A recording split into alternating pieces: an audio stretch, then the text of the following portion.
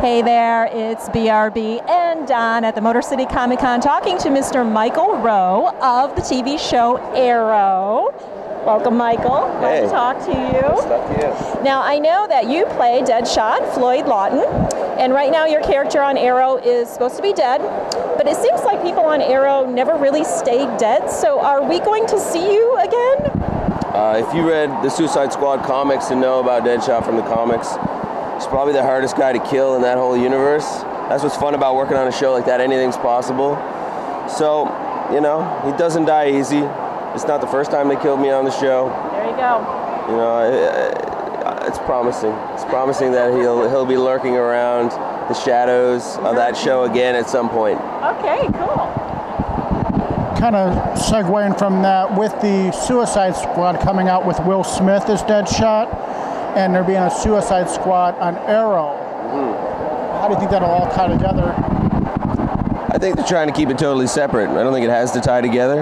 I think that I feel fortunate to have, you know, an early opportunity to be a part of that crew. I know it's near and dear to a lot of people. I'm a fan of those comic books.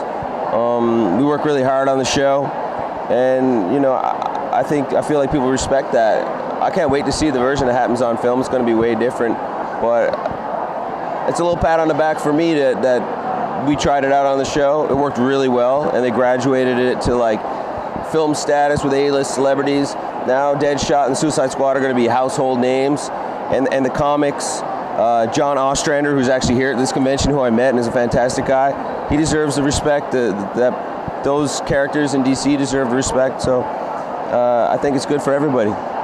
Oh, with all the new superhero shows coming out, like Legion and stuff, what do you think's the odds of a Suicide Squad being on TV soon?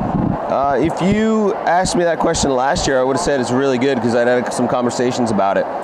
But you will not see it anytime soon at this point. They thought about it.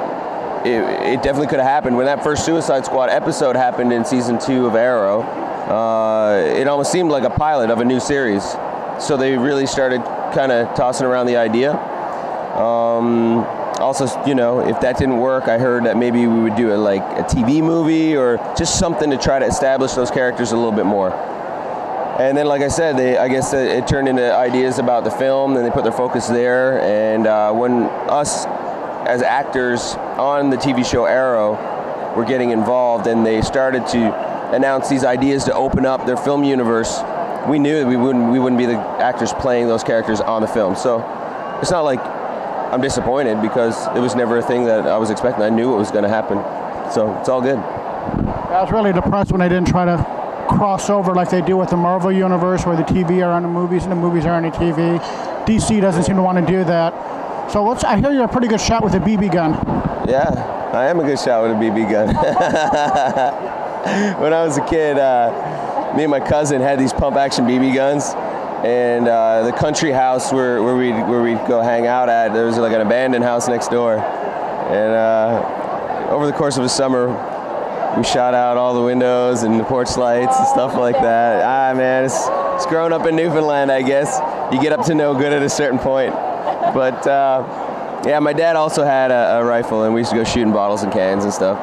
So, you know, I haven't shot too much later in life, but the guy who is hired to be a consultant on set is a real sniper, military trained. He's won 10 or 15 Canadian titles.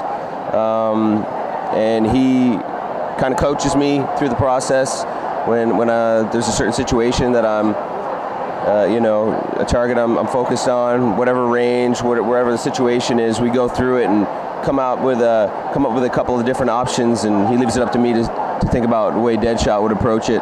And he's promised to take me out shooting all the weapons that I've fired off on the show with fake bullets in real life with real bullets. So I'm definitely going to take him up on that.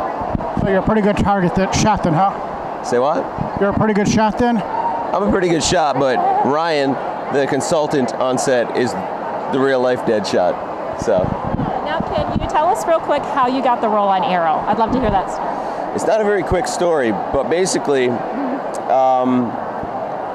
I was a musician for many years. And when my band broke up, I didn't know if I wanted to start another project in music or if I wanted to try something else. My goal has always just been to be creative for a living. Could never really picture myself doing a desk job or anything like that. So, drove across the country. My little brother was making independent films. I said, I'll help you make your films. Thought it'd be more behind the camera stuff, but he didn't know any actors, so I had to start acting in it. And I was really surprised at how much I enjoyed it.